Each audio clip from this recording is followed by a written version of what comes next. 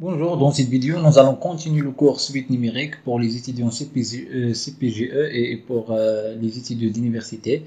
Donc, on a dans la partie 5, alors on passe vers le cours. Donc, on a s'arrêté dans la proposition 2.4.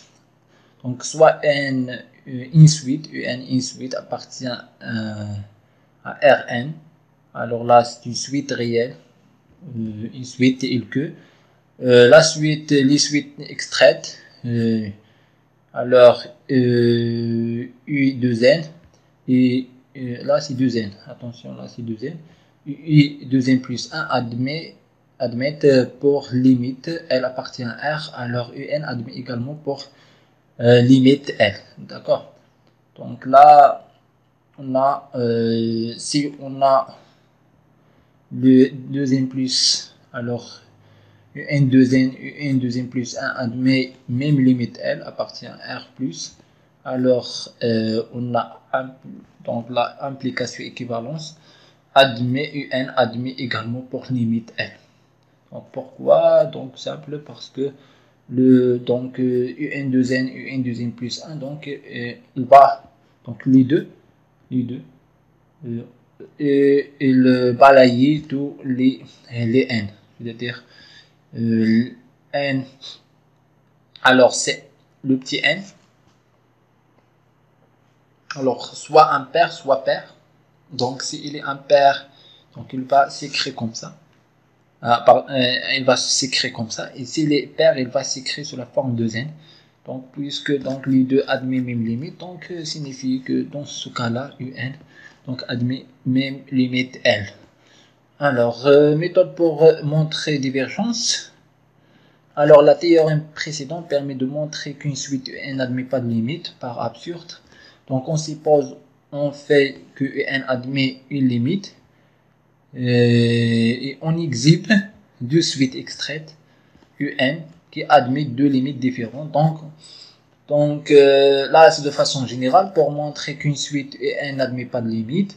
Donc, on va prendre deux suites extraites quelconques de UN et on va montrer que les deux suites ont des limites différentes, d'accord, et par conséquent on a contradiction parce que le limite est unique, d'accord. Alors l'exemple c'est le terme là, c'est la suite moins à la puissance n. Donc là c'est facile à montrer que cette limite que cette suite n'admet pas de limite.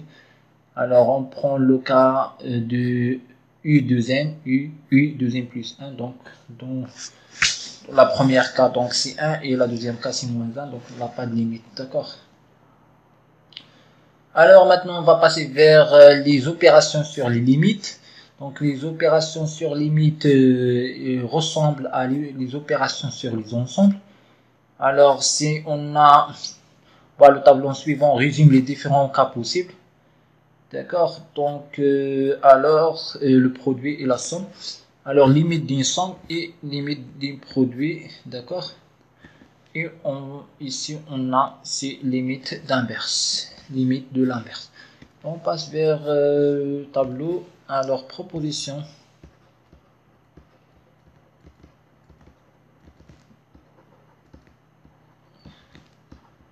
Soit UN et VN de suite. D'accord, tel que.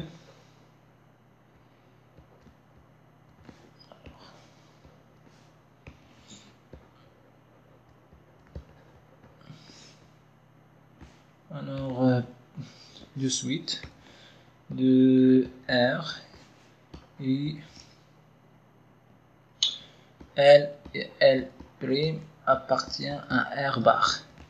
Alors là, juste pour rappeler ça, alors R bar c'est R union plus l'infini moins l'infini.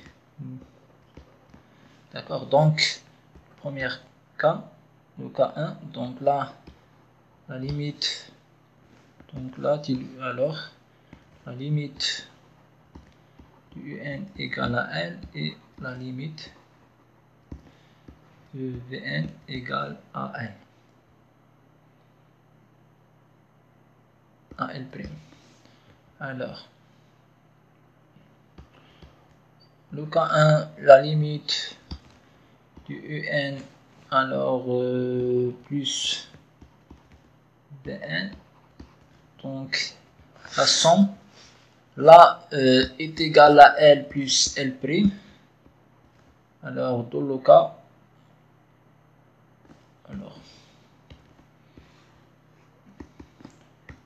alors on doit montrer, on va simplifier les choses quand même. Donc là on sait déjà, bon, on va simplifier les choses. Alors la limite, alors K1,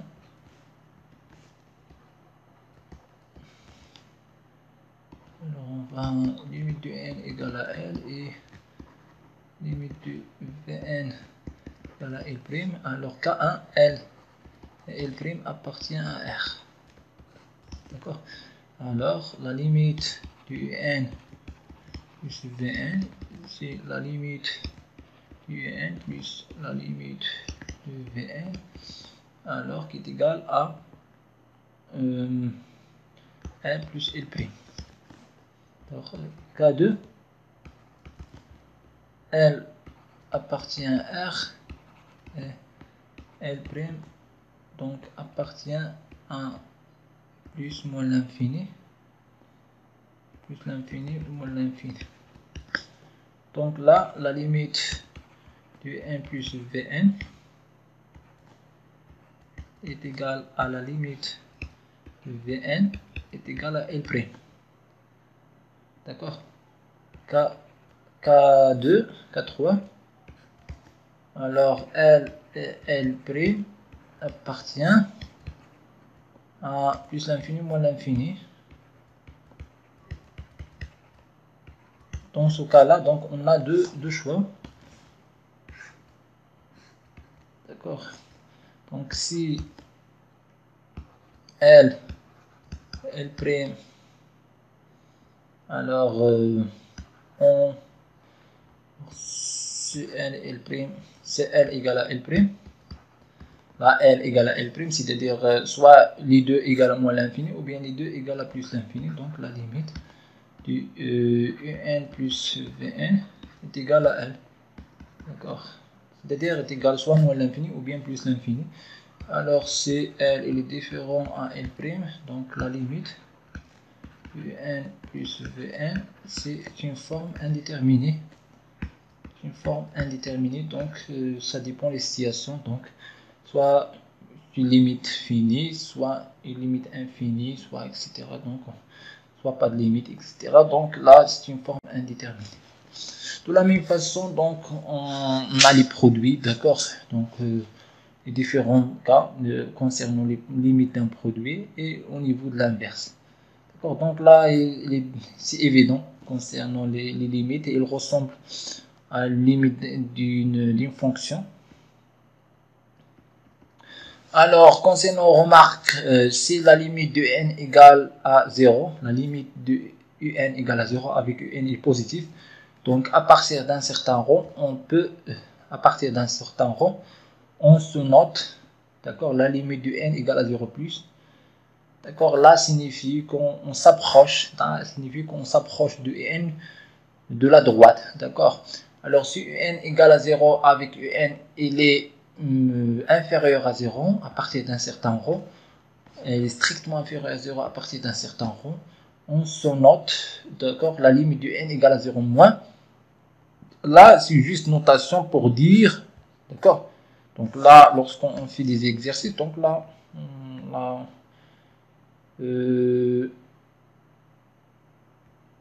alors on va calculer ça, d'accord.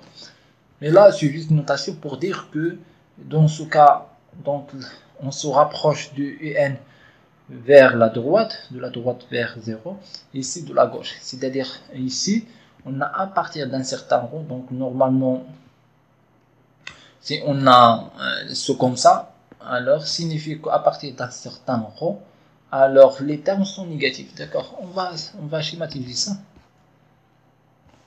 Alors, concernant tableau ici, alors on remarque la limite de n égale à 0, alors lorsque n tend vers plus l'infini, d'accord. Alors si Alors là, si UN est positif, strictement positif à partir d'un certain rond,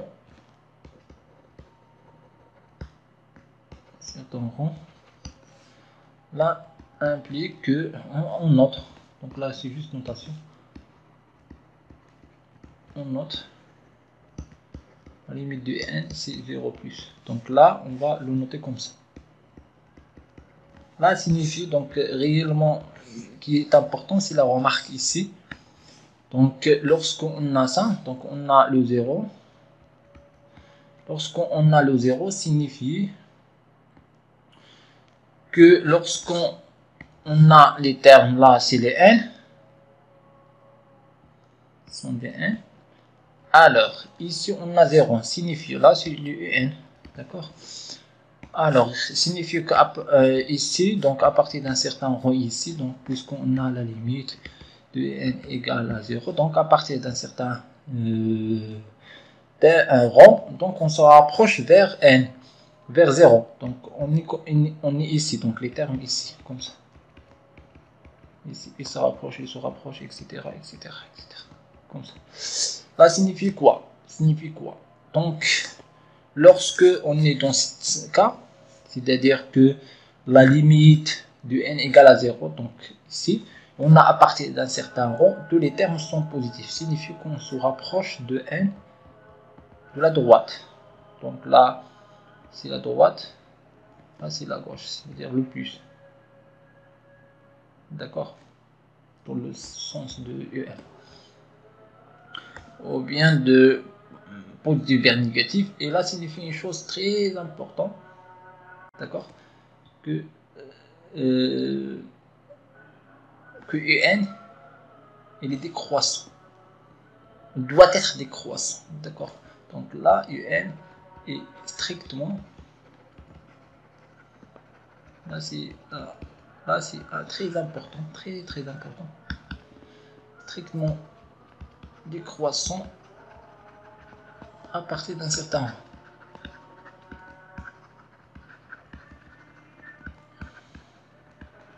Il est positif et il est strictement décroissant. Là, c'est la convergence, d'accord? Donc on tombe directement, il est strictement positif, il est convergent, c'est-à-dire il est minoré, il est décroissante, donc automatiquement il converge, d'accord? Et donc on a la limite égale à 0 ici, blablabla, etc. De la même façon, donc ici, donc le terme, lorsque on a la limite de n égale à 0, n vers plus l'infini égale à 0, si un alors il est négatif à partir d'un certain rang,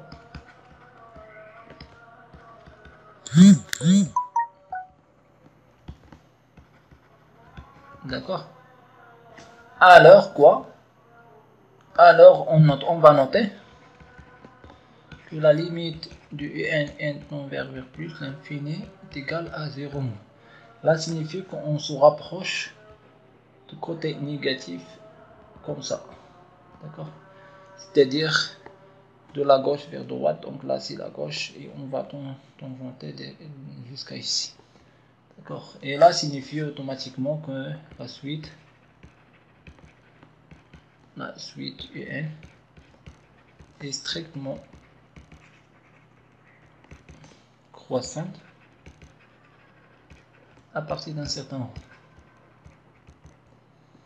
À partir d'un certain rang.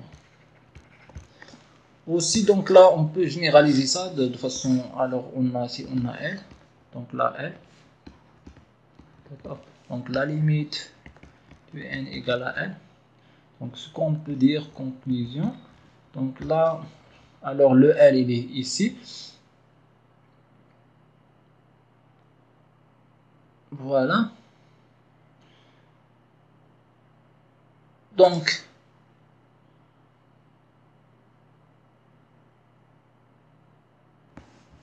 si UN il est supérieur à N, d'accord, si UN est supérieur à N, là signifie donc Cela signifie que à partir d'un certain rang, si on a ça, donc on peut conclure que à partir d'un certain rang, UN est strictement décroissant. Ça signifie donc là on a le n ici, le rond. Donc ici on peut jouer n'importe comment. Donc là ici, etc., etc. Donc là ici le rond, etc. Mais lorsqu'on va dépasser, donc le n il devient comme ça. Il sera il décroît, etc., jusqu'à le 30. Donc là, je sais pas, bon, on peut pas schématiser de façon continue, d'accord, mais on va juste là signifier que on suit les termes, d'accord. Les termes sont comme ça, d'accord, mais à partir ici, donc ils seront comme ça. Mais la fonction n'est pas discontinue, d'accord.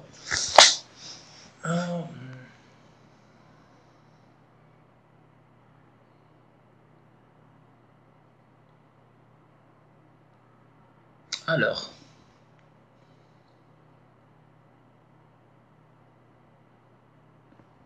maintenant on va passer vers le cours. Ok. Donc, on remarque la limite de quotient se déduit des tableaux donnant ici. Donc, la limite d'un produit et de l'inverse. Alors là, lorsqu'on a des limites qui sont, bien sûr, Vn doit être inférieur, il doit être différent à 0. Donc, ça ressemble à les fonctions, limite d'une fonction. Composition par une fonction, proposition, soit un une suite de limites L appartient à R bar et F une fonction de limite grand L qui appartient aussi à R bar en L. C'est-à-dire que la limite de F lorsque x tend vers L est égale à grand L. Donc alors la suite F et N admet le grand L comme limite, pour limite. Donc la composition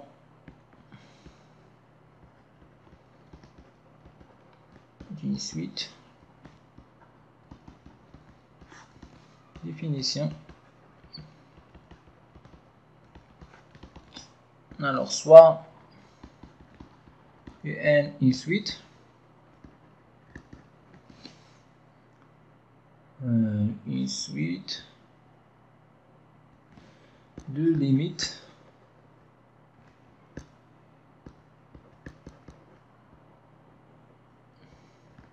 limite L.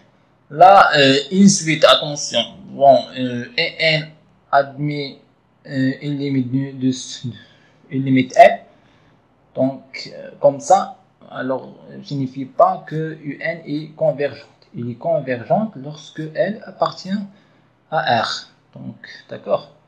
De façon globale, on va dire que L appartient à R bar. R bar, c'est R union moins l'infini plus l'infini. D'accord. Donc là, de façon globale, l'expression UN, une suite de limites L, donc signifie pas que UN il est convergente. D'accord. Donc il sera convergente lorsque L il appartient à R. D'accord. Alors, UF, donc F admet une limite en L que la note grand L a signifié donc alors soit si alors c'est F, alors CF admet une limite en L, alors la suite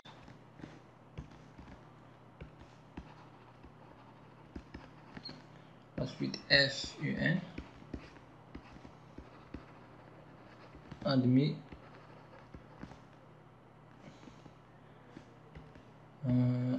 L comme limite. D'accord. Là, de façon mathématique, alors soit un une suite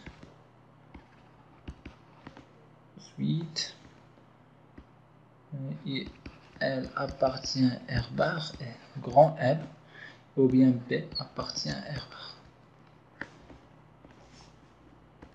Alors R bar,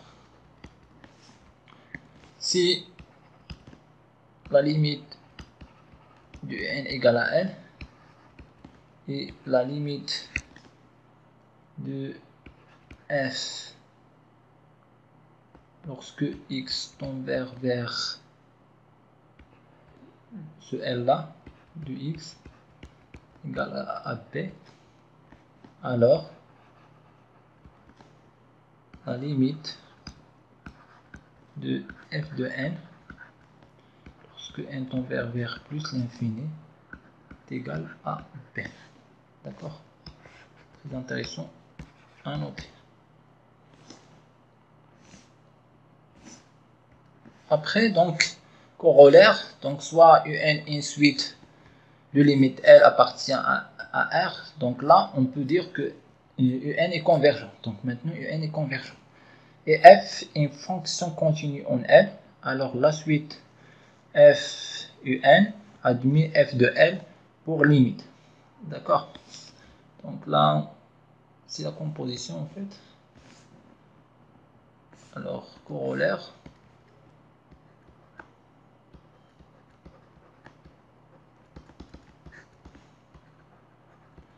Soit un une suite convergente de limite L. Si f est continu en L, alors la limite de f de n lorsque n tend vers plus l'infini est égale à f de n. D'accord? Ou bien on peut écrire tout simplement. Alors bien sûr, n est une suite de Rn. Alors la limite de n égale à L. F est continu en L. Donc là, les deux conditions impliquent que la limite de f de n lorsque n tend vers plus l'infini est égale à f de n. D'accord. Donc à noter, donc c'est très intéressant. Maintenant, on va passer vers la définition d'une suite récurrente. Donc, le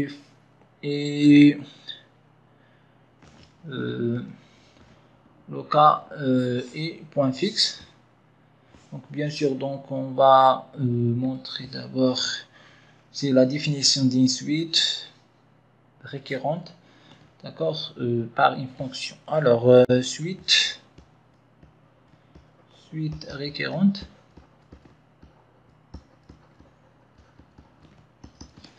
Alors, définie par fonction. Définie par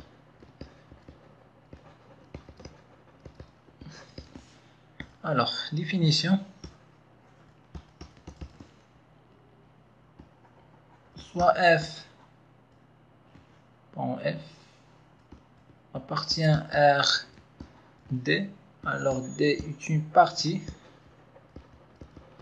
de R, d'accord, et intervalle stable de D stable par F, de D stable par F. Alors, stable par F, donc l'intervalle est stable par F, il est équivalent que F de I, il est inclus dans I. D'accord? Donc la condition 1. Alors la condition 2, soit A appartient à I. La suite définie par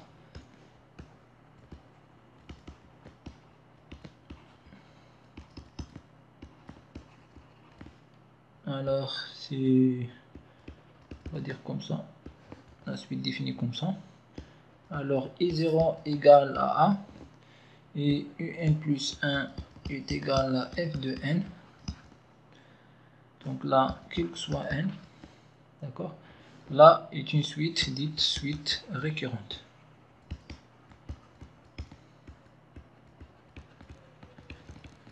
Donc, la suite récurrente, donc on a l'intervalle F, donc de façon globale, F il est défini de R, de D vers R, et I est une restriction, d'accord, restriction de D, qui est stable par F, donc la condition 1 il est ici, d'accord.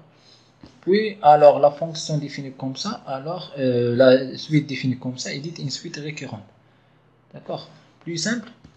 Donc, montrer une suite, alors une suite récurrente.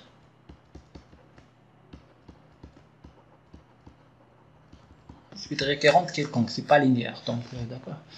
Suite récurrente quelconque. Alors, on doit avoir f de i ou bien de d vers r. Alors, on pratique de d vers r. Alors, x f de x.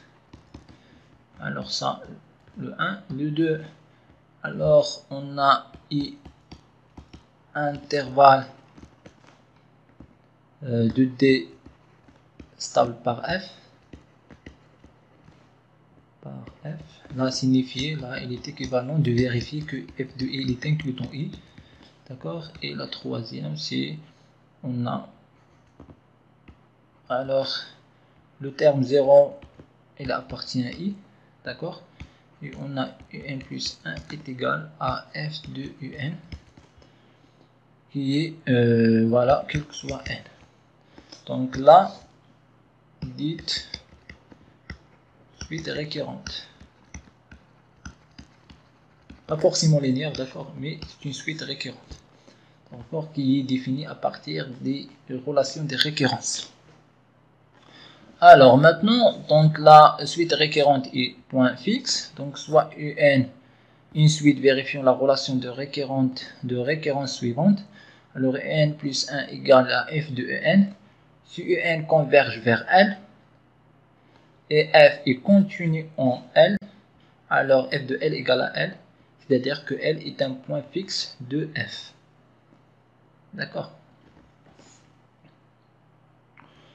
Alors, là, les trois conditions sont nécessaires, d'accord. Donc, surtout, on a la stabilité, elle est nécessaire, d'accord, pour que ça soit bien défini.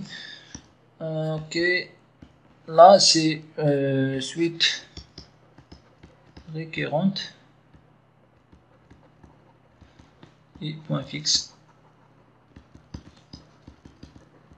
Alors là,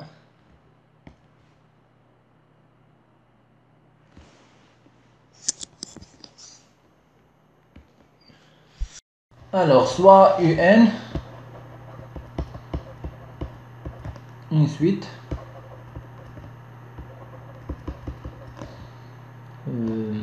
suite de R, donc vérifions la relation de récurrence suivante, donc un plus 1 égale à f de n. Alors,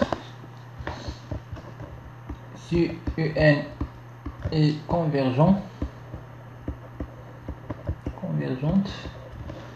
et f est continue, alors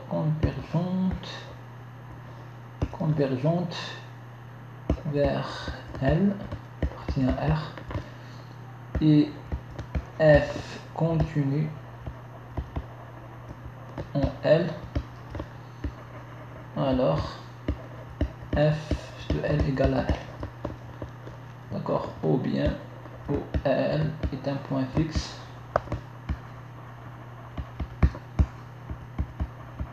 de F. D'accord. Donc là,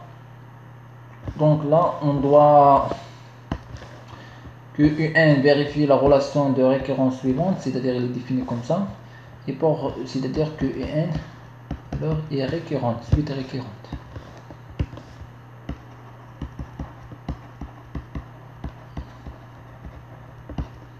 D'accord. Donc là, pour écrire comme ça, on doit avoir que UN est une suite récurrente, c'est-à-dire donc en pratique, on doit faire comme ça. On a cette proposition, d'accord, mais en pratique on doit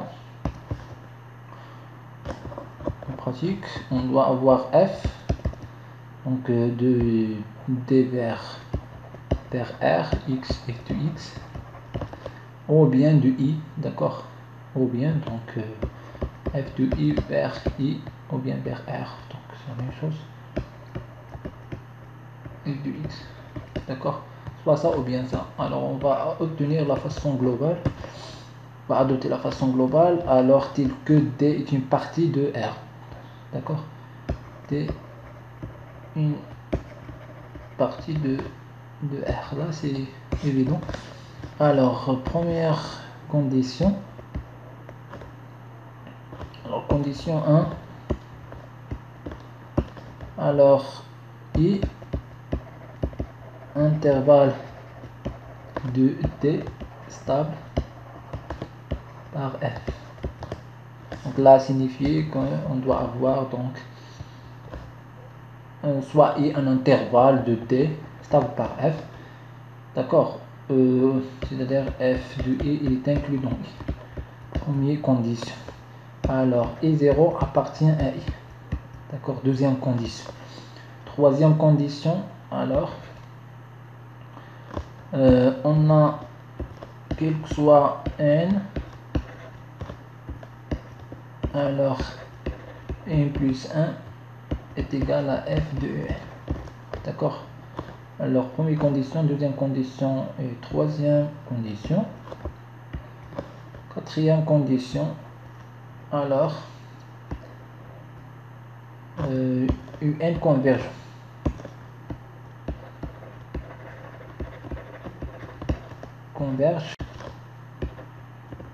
vers n.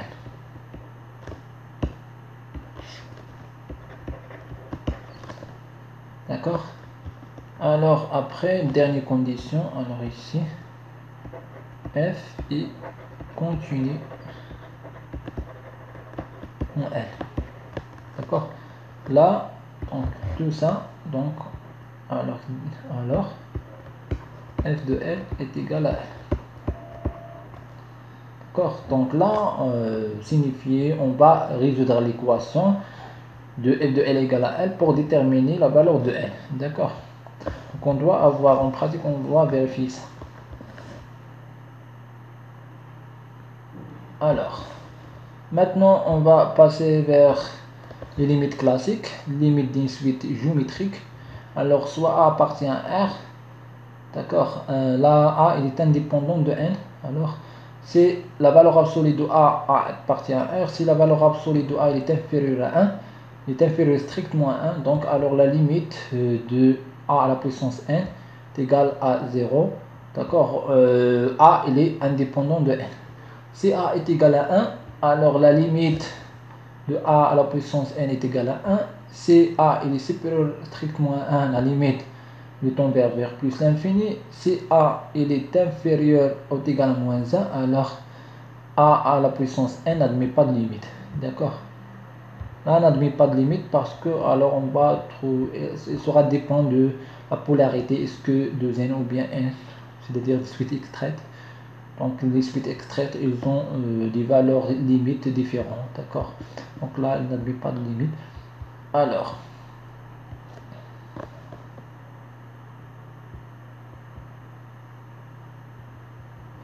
passage à la limite. Donc théorème passage à la limite, soit UN et VN deux suites convergentes respectivement vers L et L', et soit M grand M appartient à R, si UN il est inférieur ou égal à VN, alors à partir d'un certain rang, donc on a L, il est inférieur à L, ou égal à L'. Si UN il est inférieur ou égal à 1 à partir d'un certain rang, alors L il est inférieur ou égal à 1 à partir d'un certain rang. Et c'est UN il est supérieur ou égal à petit m à partir d'un certain rang, alors L il est supérieur ou égal à petit m à partir d'un certain rang. Remarque, autrement dit, le passage à la limite conserve les inégalités larges. Donc là, ce sont des inégalités larges. D'accord? Il ne conserve pas des inégalités strictes. Les inégalités larges, c'est-à-dire supérieur égal, inférieur égal. L'inégalité stricte, c'est-à-dire strictement. D'accord? Alors, on va expliquer autour de ça. Alors voilà, on va corollaire. Soit UN une suite converge vers L. Donc si UN est croissante, alors UN converge vers L, et UN il est croissante, alors UN il est inférieur ou égal à L, pour que soit N appartient à N. Donc si UN est décroissante, alors UN il est supérieur ou égal à L. Si UN est strictement croissante, alors UN il est inférieur à L, pour N appartient à N. D'accord, pour N appartient à N, c'est-à-dire c'est pas pour toutes, c'est pour un certain N. D'accord, c'est pour un certain rang, N, à partir d'un certain rang. Ça, c'est à partir d'un certain. D'accord. Si UN est strictement décroissante, alors UN il est supérieur strictement à L à partir d'un certain rang. Alors, on passe vers tableau pour expliquer autour de ça. Alors, limite classique.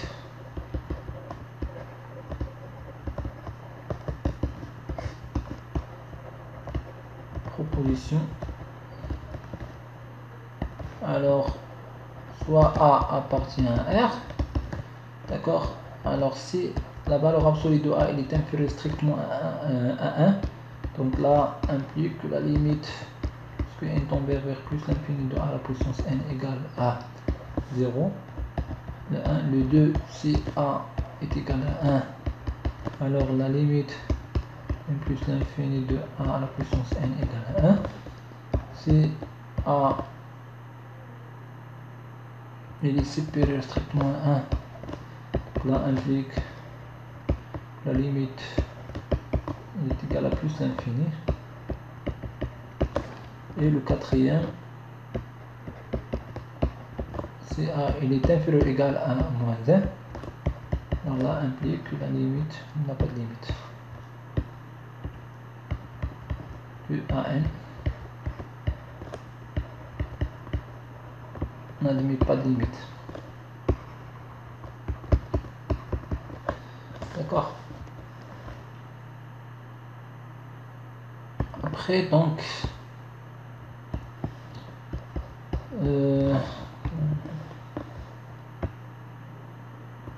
juste passage à la limite. Là, passage à la limite. Alors proposition.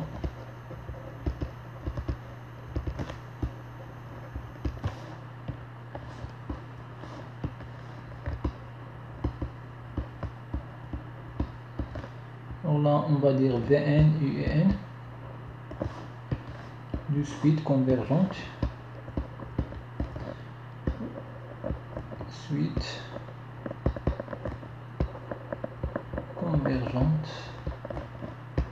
vers L et L' respectivement. Alors 1, si Un est inférieur à Vn, donc là, Un est inférieur à Vn, inférieur ou égal à partir d'un certain.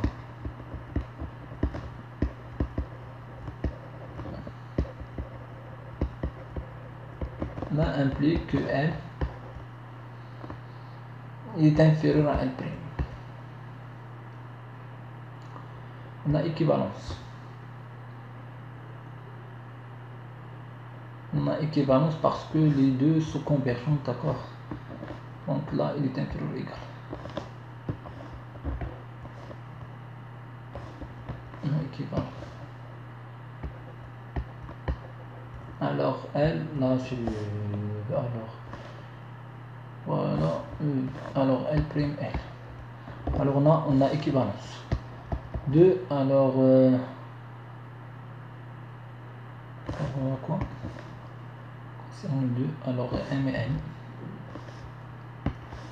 Alors maintenant c'est pour N, alors M mais grand M appartient à R. D'accord? Donc UN suite convergente vers L. D'accord? Alors si UN il est inférieur ou égal à M à partir d'un certain rond, là c'est L il est inférieur ou égal à grand M. Là c'est la même chose, c'est équivalence. C'est-à-dire qu'on a L il est inférieur à grand M. Donc à partir d'un certain rond, on va trouver ça. Donc là signifie quoi? Si on fait une présentation, alors on a le M, il est ici. On a à partir d'un certain rond, bla bla bla bla comme ça. À partir d'un certain rond, ici, à partir d'un certain rond, ici le M. Alors les UN sont ici, alors il devient ici. D'accord? Là on a ça.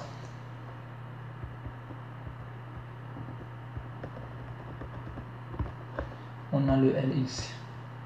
Alors si on a le L ici, donc on va L sera ici parce qu'ils seront tous ici. D'accord? Donc là ils convergent vers là ils convergent, les N ils convergent bien sûr vers une certaine valeur. Donc comme ça.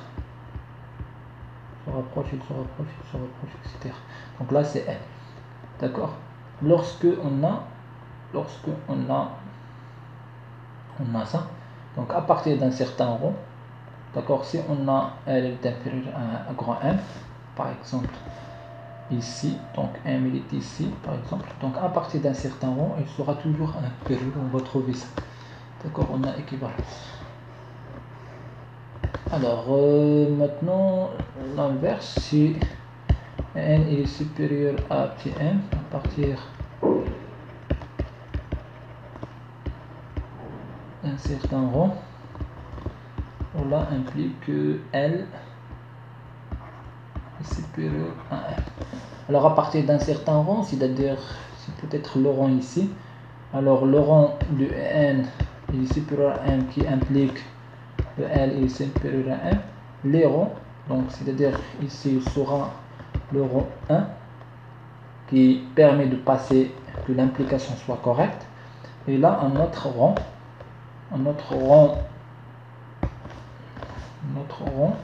N2 qui permet le passage comme ça. D'accord? Et si on fait n égale un max de N1, N2, donc là on a l'équivalence. D'accord? Alors maintenant, donc c'est la même chose concernant les autres. Concernant ça, donc on a déjà fait ça, et voilà. Concernant ça, c'est la même chose, d'accord? Alors voilà, concernant donc dans la prochaine vidéo nous allons entamer théorème d'existence de la limite, donc théorème d'encadrement, minoration, majoration, etc. Voilà, merci et à très bientôt.